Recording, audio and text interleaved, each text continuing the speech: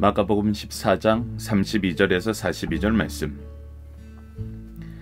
그들이 겟세마네라 하는 곳에 이르매 예수께서 제자들에게 이르시되 내가 기도할 동안에 너희는 여기 앉아 있으라 하시고 베드로와 야고보와 요한을 데리고 가실새 심히 놀라며 슬퍼하사 말씀하시되 내 마음이 심히 고민하여 죽게 되었으니 너희는 여기 머물러 깨어 있으라 하시고 조금 나아가사 땅에 엎드려 될 수 있는 대로 이때가 자기에게서 지나가기를 구하여 이르시되 아빠 아버지여 아버지께서는 모든 것이 가능하오니 이 잔을 내게서 옮기시옵소서. 그러나 나의 원대로 마옵시고 아버지의 원대로 하옵소서 하시고 돌아오사 제자들이 자는 것을 보시고 베드로에게 말씀하시되 시몬아 자느냐 내가 1시간도 깨어 있을 수 없더냐. 시험에 들지 않게 깨어 있어 기도하라. 마음에는 원이로되 육신이 약하도다 하시고 다시 나아가 동일한 말씀으로 기도하시고 다시 오사 보신즉 그들이 자니 이는 그들의 눈이 심히 피곤함이로라. 그들이 예수께 무엇으로 대답할 줄을 알지 못하더라. 세 번째 오사 그들에게 이르시되 이제는 자고 쉬라. 그만 되었다. 때가 왔도다. 보라 인자가 죄인의 손에 팔리느니라. 일어나라 함께 가자. 보라 나를 파는 자가 가까이 왔느니라. 아멘. 안녕하세요. 승리한상 가족 여러분 그리고 강성성경연구원 여러분. 오늘은 마가복음 14장 32절에서 42절 말씀을 나의 원대로 마옵시고 아버지의 원대로 하옵소서라는 제목으로 함께 나누는 시간을 갖도록 하겠습니다. 오늘 말씀은 겟세마네 동산에서 기도하시던 모습입니다. 자, 32절 말씀을 봅시다. 그들이 겟세마네라 하는 곳에 이름에 예수께서 제자들에게 이르시되 내가 기도할 동안. 자, 겟세마네 동산에는 왜 오셨어요? 기도하기 위해서 오셨어요. 기도하기 위해서 오시고 같이 온 제자들에게 무엇하는 것을 부탁하고 있습니까? 같이 기도할 것을 부탁하고 있습니다. 너희는 여기 앉아있으라 하시고 특히 또 베드로와 야고보와 요한을 데리고 더 가까이 가셔서 그들에게는 그 가운데 가지고 계신 마음을 얘기합니다. 심히 놀라며 슬퍼하사라고 얘기하고 있어요. 지금 이들에게 성찬을 제정하시고 하나님 나라의 말씀을 선포하신 다음에 놀라운 역사의 약속을 선언해 주는 것을 우리가 요한복음 말씀을 통해서 확인할 수 있습니다. 다락방 강화를 통해서 확인할 수 있죠. 그런데 제자들이 이것에 대해서 기뻐하며 경배하며 이곳에 왔는데 예수님의 모습은 어떤 모습이냐면 심히 놀라며 슬퍼하시는 모습이었다는 것입니다. 특히 베드로와 야고보와 요한이 세 사람에게는 예수님께서 이 심경을 토로하십니다. 그래서 뭐라고 하시냐면 34절입니다. 말씀하시되 라고 얘기하면서 첫 번째로 기도를 부탁하십니다. 내 마음이 심히 고민하여 죽게 되었으니 예수님의 슬픔이 지금 어느 정도라는 거예요? 죽게 될 정도로 고민이 많다라고 얘기하고 있어요. 그래서 너희는 여기 머물러 깨어 있으라 라고 했어요. 뭐 하자는 거예요? 깨어서 함께 기도하자. 우리가 고민되는 일이 있고 힘든 일이 있을 때 무엇을 해야 되느냐? 함께 기도해야 되는 것을 가르쳐주고 있습니다. 기도하지 않으면 우리가 이것을 이겨나갈 수 없기 때문입니다. 우리가 어제 말씀에서도 확인했던 것처럼 우리 스스로의 재능과 우리 스스로의 능력을 우리가 믿고 그것을 의지할 때는 실패할 수밖에 없습니다. 오직 우리가 하나님을 의지하고 기도로 깨어 있을 때 우리는 그 하나님의 능력으로 말미암아 승리할 수 있습니다. 자, 그리고 예수님의 기도 내용을 봅시다. 35절입니다. 조금 나아가서 땅에 엎드려 될 수 있는 대로 이때가 자기에게서 지나가기를 구하여. 즉 지금 현재 예수님이 가시는 길, 대속의 죽음의 길 이미 알고 있어요. 구약의 예언의 성취로 이 길을 가셔야 돼요. 하지만 육체의 몸을 입고 있는 예수님에게는 이것이 두렵고 슬프고 괴로운 일이란 것입니다. 그래서 어떻게 해요? 자기에게서 지나가기를 구한다는 거예요.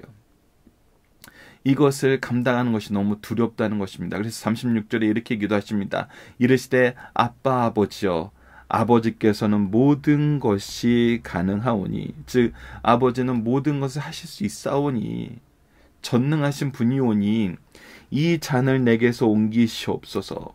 이 잔이 나에게서 지나가기를 구합니다. 제가 이것을 감당할 자신이 없습니다. 힘이 없습니다. 연약합니다. 제가 어찌 이것을 감당하겠습니까? 라고 기도하는 거예요. 그러나 뭐 어떻게 얘기해요? 그러나 나의 원대로 마옵시고 아버지의 원대로 하옵소서. 자, 여러분들 봅시다. 예수님께서는 죄가 없으세요. 그래서 아버지의 뜻을 거역하려고 하지 않으세요. 하지만 예수님은 어떤 몸으로 계세요? 인간의 몸으로 계세요. 그래서 연약하세요. 연약한 상태를 고백하고 계시고 이 연약한 상태에서 내가 버틸 수 없음을 솔직하게 얘기하고 계십니다. 그래서 구원을 바라고 있어요. 도움을 바라고 있어요. 이 안에서 하지만 무엇을 따라가려 합니까? 아버지의 뜻을 따라가려고 합니다. 인간의 뜻을 따르는 것이 아니라 아버지의 뜻을 따라가려고 합니다. 자, 우리가 히브리서 말씀에서 예수님은 우리를 위해서 신원하지 못할 리가 아닌 이유가 뭡니까? 우리와 같이 모든 괴로움과 고난을 다 지셨기 때문이에요. 우리를 잘 아시기 때문이에요. 친히 그 모든 괴로움을 겪으셨기 때문입니다.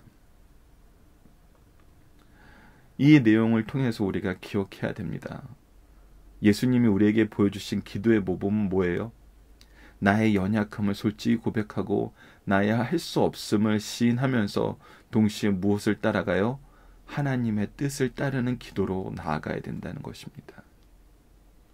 인간의 뜻을 따르는 것이 아니라 아버지의 뜻을 따르는 것으로 나아가야 된다는 것입니다. 자, 그리고 돌아오십니다. 기도를 첫 번째 기도 시간을 가진 다음에 돌아오셔서 왜 돌아오셨습니까? 같이 기도하길 원해서 돌아오신 겁니다. 근데 그때 어떻게 됩니까? 제자들이 자는 것을 보시고 베드로에게 말씀하시되 시몬아 자느냐? 내가 1시간도 깨어있을 수 없더냐? 지금 기도할 때이고 심히 놀라고 슬퍼할 때이고 앞으로 임박할 너희들에게 당할 재앙이 가까이 오고 있는데 깨어있을 수 없더냐? 그래서 뭐라고 하십니까? 왜 기도해야 됩니까? 시험에 들지 않게 깨어서 기도하라 그럽니다. 우리가 깨어서 기도해야 되는 이유는 우리의 구원을 위해서입니다. 두 번째는 시험에 들지 않기 위해서 기도하라 그러십니다. 우리가 마음은 원이로운데 육신이 약하도다 얘기함으로써 이것은 여러분 분명히 보셔야 됩니다. 우리가 기도하지 못하는 이유는 육신이 약하여기 때문이기도 합니다. 그러나 육신이 약하여도 무엇하라 그럽니까? 기도함으로써 이겨내라 그런 것입니다. 기도해야 이겨낼 수 있다는 것입니다. 무엇을? 시험을 이겨낼 수 있다는 것입니다. 그리고 나서 다시 나아가 동일한 말씀으로 기도하시고 여전히 무엇을 위해서 기도하는 거예요? 연약함을 고백하고 하나님을 인정하고 하나님의 뜻이 이루어지길 원하는 기도를 하시는 거예요. 근데 다시 와서 보는데 어떻게 해요? 그들이 여전히 자고 있어요. 눈이 심히 피곤하다 그래요. 그리고 이들이 예수님의 이 기도 부탁하는 이 간절한 마음에 무엇으로 대답할 줄 알지 못하고 있어요. 이 상황을 인식도 못하고 있고 이 상황이 얼마나 괴로운 시간인지 알지 못하고 있어요. 예수님의 기도에 동참하지 못하고 있어요. 그렇기 때문에 아무 대답도 못하고 있어요. 부끄러울 뿐이에요.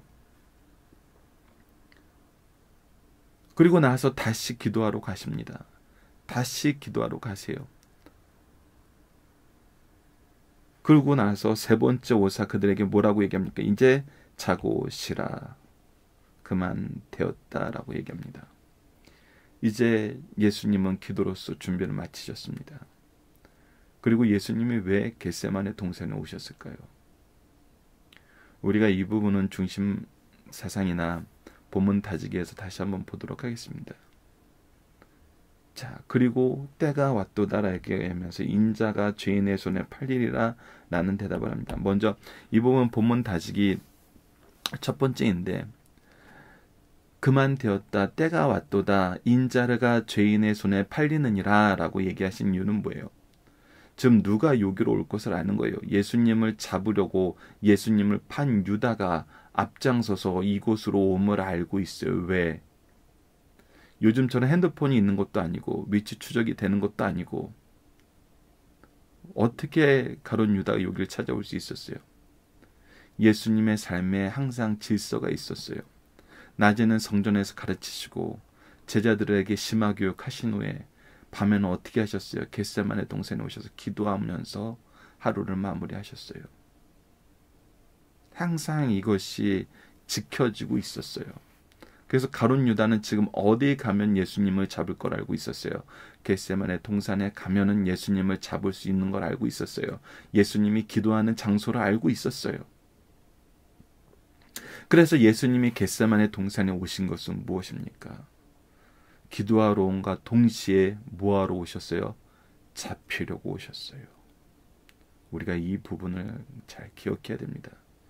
그래서 예수님은 얘기하십니다. 일어나라, 함께 가자라고 얘기합니다. 이 길은 예수님이 잡혀가시는 길이 아니에요. 예수님이 자발적으로 나아가시는 길이에요. 이 부분에 대해서 여러분 본문 다지기 3번 문제, 예수님이 지신 골고다의 십자가와 겟세마네 동산의 기도의 의미는 어떤 차이가 있는지도 여러분들 또 각자가 확인해 주는 시간을 가지면은 여러분들이 이 의미를 더욱더 분명하게 아실 수 있을 것입니다. 자, 그럼 본문 다지기로 간단하게 복습을 하고 중심 사상을 보도록 하겠습니다. 예수님은 어떠한 때 어떠한 심정으로 기도하고 계십니까? 심히 놀라고 슬퍼할 때예요. 지금은 괴로운 때예요. 두려운 때예요. 그래서 어떻게 하고 계세요? 같이 기도해달라 그러세요. 심히 고민하여 죽게 되었으니 너희는 여기 머물러 깨어 있으라라 그래요. 깨어서 함께 기도해달라고 부탁하고 계세요. 두 번째 문제, 예수님은 자신의 뜻과 하나님의 뜻 가운데 어떻게 기도하나요? 예수님의 능력으로는 이것을 감당할 수가 없어요. 그래서 이때가 자기에게서 지나가기를 구하고 있어요. 아버지의 전능함에 기대고 싶어요. 그러나 무엇이 이루어지길 원해요? 아버지의 뜻이 이루어지길 원해요. 아버지의 뜻이 하늘에서와 같이 땅에서도 이루어지는데 예수님이 이 사역을 감당하기를 원하시고 계시는 것입니다. 세 번째, 제자들에게 기도할 것을 강조하신 이유는 무엇입니까? 우리가 우선 첫 번째도 봐야 됩니다. 예수님이 고민하여 죽게 되었으니 깨어서 기도하라 그러고, 두 번째는 시험에 들지 않기 위해서 깨어서 기도하라 그래요. 즉 우리가 합심해서 기도하는 것은 하나님의 구원과 하나님의 인도하심을 바라는 거고, 두 번째는 우리가 시험에 들지 않도록 깨어 있어야, 시험에 들지 않도록 기도해야 된다는 것입니다. 그리고 이 38절 말씀에서는 어떤 뜻도 있냐면, 우리가 깨어 있기 위해서는 기도해야 된다는 것입니다. 깨어 있을 수 있도록 기도해야 된다는 것입니다. 자, 네 번째, 예수님은 어떠한 때가 왔음을 말씀하시나요? 세 번째 오셨을 때는 이제 쉬고 자게 하십니다. 체력을 보충하게 하세요. 그리고 얼마 후에 가룟 유다가 사람들을 데리고 오는 것을 아시고 먼저 앞으로 나아가십니다. 이제 인자가 죄인의 손에 팔릴 때가 온 것을 아십니다. 중심사상 서론적인 부분을 먼저 보도록 하겠습니다. 본문 말씀은 예수님께서 십자가를 지시기 위한 고난이 시작되기 바로 직전의 일을 보여주고 있습니다. 잡히시기 전날 밤 제자들의 발을 씻기심으로 성김의 본을 보여주셨고 성찬을 제정하셨어요. 이제 제자들의 흩어짐과 베드로가 예수를 부인할 것을 예고하시고 겟세마네 동산에서 기도하신 후 체포되십니다. 오늘 말씀은 겟세마네 동산에도 기도하실 때의 말씀이에요. 마태복음 26장 36절에서 46절과 누가복음 22장 39절에서 46절에도 기록되어 있습니다. 공관복음에 나타난 말씀을 함께 배열해 놓고 오늘 본문 말씀을 보도록 하겠습니다. 자, 첫 번째 중심 사상입니다. 교회의 머리가 되신 예수님께서 큰 역사, 고난을 앞두고 기도의 본을 보여주시고 계세요. 여러분들, 예수님도 참 하나님이시면서 참 사람이시고 모든 율법의 의를 이루시는 무지하신 예수님이시지만 하나님의 역사 앞에서는 어땠어요? 누구도 인간의 몸으로는 감당할 수 있는 일이 아니에요. 우리가 우리의 사명을 감당한다는 것은 사실 인간의 영역 안에서 할 수 있는 일은 없습니다. 오직 누구를 의지해야 돼요? 하나님을 의지해야 돼요. 성령의 인도하심과 역사를 의지해야 돼요. 우리가 할 수 있다는 생각을 하는 순간부터 우리는 기도하지 않게 됩니다. 그때부터 우리는 우리의 생각대로 나아가게 돼요. 하지만 우리의 연약함을 인정하고 우리의 부족함을 고백하고 하나님의 뜻을 이루기 위해서 겸손히 하나님의 영광을 구하는 기도를 할 때 우리는 승리하게 됩니다. 그리고 그 모범을 누가 보여주고 계세요? 예수님이 보여주고 계신다는 것입니다. 시편 50편 15절에는 이렇게 기록되어 있습니다. 환난 날에 나를 부르라 내가 너를 건지리라. 즉 우리에게 기도할 것을 하나님은 명령하셨어요. 그렇기 때문에 우리는 기도할 수 있어요. 왜? 하나님의 약속이 있는 것이기 때문에, 응답하시고 구원하시겠다는 약속이 있었기 때문에. 야고보서 5장 13절에서 너희 중에 고난 당하는 자가 있느냐? 그는 기도할 것이요 라고 얘기하고 있습니다. 우리에게 기도는 굉장히 중요한 겁니다. 기도하지 않고는 할 수 있는 일이 없습니다. 두 번째, 성도들이 기도할 때 바른 자세와 내용을 보여주고 계세요. 우리가 기도할 때는 어떻게 해야 돼요? 힘써 기도해야 돼요. 핏방울 같은 땀이 흐를 정도로 힘써 기도해야 됩니다. 그리고 합심해서 기도해야 돼요. 그리고 깨어있길 위해서 기도하고 시험에 들지 않기 위해서 기도해야 돼요. 하지만 우리가 무엇을 구하는 기도를 해야 돼요? 가장 중요한 건 뭐예요? 가장 중요한 내용은 뭐예요? 바로 아버지의 뜻이 이루어지길 기도해야 된다는 것입니다. 우리의 뜻이 아니라 아버지의 뜻이 이루어지길 기도해야 된다는 것입니다. 마지막 세 번째, 시험에 들지 않기 위해 기도하며 연약한 자를 돌봐야 된다는 것입니다. 예수님께서 분명히 말씀하셨습니다. 시험에 들지 않기 위해서 기도하라. 깨어있기 위해서 기도하라. 우리의 연약함을 인정하고 하나님의 도우심을 바라는 바로 그 근본적인 기도가 우리의 연약함을 인정하면서 깨어있기 위해서 기도하는 것입니다. 기도는 우리의 삶에서 떨어질 수 없습니다. 기도하지 않고는 우리는 살아갈 수 없습니다. 자, 본문 다지기입니다. 여러분들, 첫 번째 문제는 조금 전에 말씀드렸던 그 내용입니다. 예수님께서 겟세마네로 가신 이유와 목적은 무엇입니까? 기본적으로는 항상 기도하러 가셨고 기도를 위해서 가셨습니다. 하지만 더 중요한 목적은 뭐였습니까? 십자가의 길을 가시기 위해서 이곳에 오셨다는 것입니다. 왜? 가룟 유다가 이곳으로 올 걸 알고 계셨습니까? 자, 두 번째가 굉장히 중요합니다. 예수님이 심히 놀라시며 슬퍼하사라는 표현을 통해서 확인할 수 있는 내용은, 이거는 이제 본문 다지기는 여러분에게 예전에 말씀드렸던 대로 오늘 본문 내용 안에서 좀 더 깊이 있게 한 걸음 더 들어가는 내용입니다. 자, 우리가 순교하는 예수님의 제자들, 신앙의 선조들의 모습을 보면은, 특히 사도행전 7장에 나타나는 스데반 집사의 선교의 현장을 보면은 그가 얼마나 의연하게 하나님의 영광과 예수 그리스도께서 우편에 서 계신 것을 보면서 정말 얼마나 기쁘고 그 영광을 보면서 죽어가는 것을 볼 수 있었어요. 근데 왜 예수님은 심히 놀라시며 슬퍼하시라는 이런 표현이 날 정도로 힘들어 하셨을까요? 첫 번째, 이것은 예수님께서 우리의 육체를 입고 계심을 분명히 가르쳐줍니다. 어떤 사람들은 그럽니다. 예수님은 하나님의 아들로 오셨기 때문에, 신성을 가지고 계셨기 때문에 이런 일쯤은 쉽게 하실 수 있는 분이야 라고 얘기하고 계세요. 근데 아니에요, 여러분들. 예수님의 놀라운 분, 예수님의 철저한 순종과 겸손이 어디에서 나타나냐면, 하나님의 뜻을 이루시기 위해서는 그의 신성을 사용하지 않으신다는 데서 있는 것입니다. 능력이 있지만 사용하지 않으신다는 거예요. 무엇을 위해서? 그것이 하나님의 뜻을 이루는데 필요하지 않는 일이기 때문에, 즉 하나님의 뜻에 의해서만 사용하셨다는 거예요.